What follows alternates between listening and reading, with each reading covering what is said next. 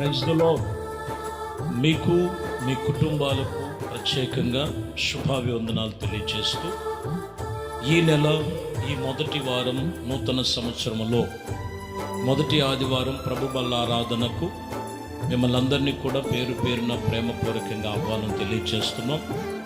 మొదటి ఆరాధన ఆదివారము మరి ఉదయం 6 గంటలకి ప్రభు బల్ల ఆరాధన ఉంటుంది.